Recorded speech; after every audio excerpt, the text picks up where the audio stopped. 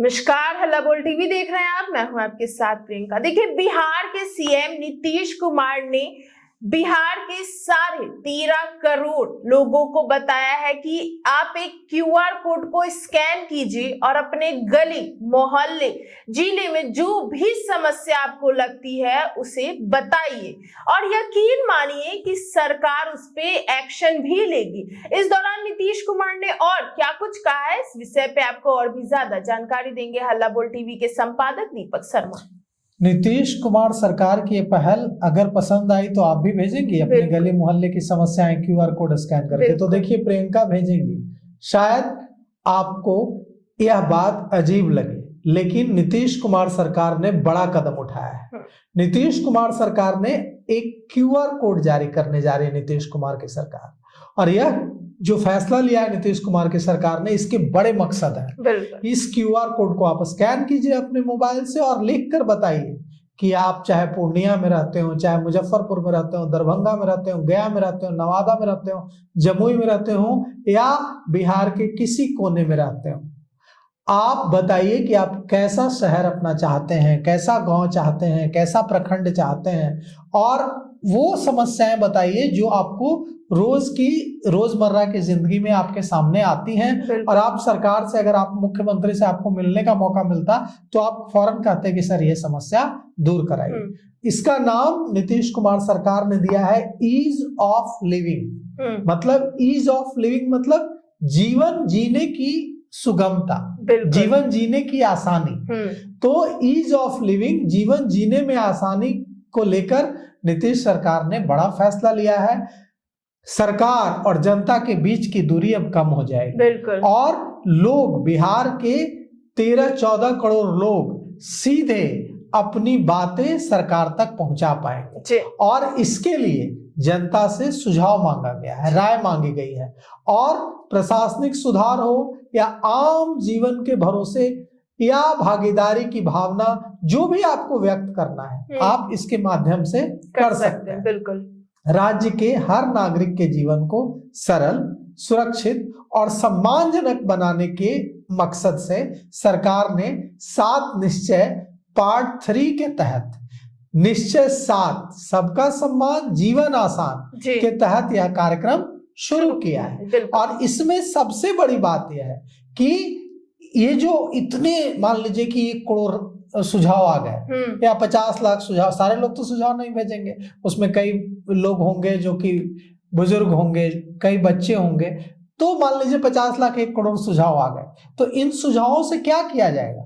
इन सुझावों से विकसित राज्यों की श्रेणी में लाने का, जो 25 से 30 के बीच भारत के विकसित राज्यों की श्रेणी में लाने का बिहार का लक्ष्य है, वो पूरा किया जाएगा। विकसित राज्यों की श्रेणी में बिहार को लाने में आपके जो सलाह है वो भी सरकार के काम आएंगे। सरकार ने नागरिकों से आग्रह किया है कि वे अपने रोजमर्रा के अनुभव साझा करें, वो अनुभव जो अक्सर फाइलों में दर्ज नहीं हो पाते, वो अनुभव जो अक्सर सरकार तक नहीं पहुंच पाते। आप बताइए कि आपको रोजमर्रा के जीवन में क्या दिक्कत होती है। सरकार चाहती है कि लोग अपने गांव, टोला, मोहल्ला या शहर की उन समस्याओं के बारे में सरकार को बताएं जो उनकी जिंदगी को मुश्किल बनाती है, और उनके समाधान भी सुझाएं, केवल समस्या नहीं बताएं। नीतीश कुमार सरकार चाहती है कि आप प्रॉब्लम बताएं और प्रॉब्लम का सॉल्यूशन भी बताएं, समस्या बताएं, उसका समाधान भी बताएं कि यह समस्या है, यह हो जाता तो इसका समाधान हो जाता। बिल्कुल। और सरकार उस पर अमल करेगी। और इसके ये कैसे किया जाएगा? तो इसके लिए सरकार क्यूआर कोड सरकार ने जारी किया है, और साथ ही वो पता भी बताया है जिस पर लोग अपने सुझाव भेज सकते हैं। 4 जनवरी 2026 तक क्यूआर कोड के जरिए या जो पता है उस पते पर भेजा जा सकता है अपना सुझाव। क्यूआर कोड जारी किया है सरकार ने, वो ऑनलाइन भेज सकते हैं आप। और पता अगर आप लिखकर भेजना चाहते हैं तो पता नोट कर लीजिए। पता है अपर सचिव 4 देश रत्न मार्ग, मुख्यमंत्री सचिवालय, पटना 8000001। अपर सचिव 4 देश रत्न मार्ग, मुख्यमंत्री सचिवालय, पटना 8000001। 1 और इस पर आप भेज सकते हैं, या फिर QR कोड जो जारी हुआ है उससे QR कोड को स्कैन करके ऑनलाइन भेज सकते हैं। अब आप जितने भी भेजेंगे, जितने भी करोड़ों लोग भेजेंगे, उनकी सरकार जितने भी सुझाव आएंगे उसकी समीक्षा करेगी और उसी के आधार पर आम नागरिकों के जीवन को आसान बनाने के लिए एक ठोस कार्य योजना तैयार की जाएगी और इसके बाद उसका क्रियान्वयन किया जाएगा, इम्प्लीमेंटेशन किया जाएगा, ताकि बदलाव जो है वो कागज तक सीमित न रहे, लोगों की जिंदगी में वो बदलाव साफ तौर पर दिखे।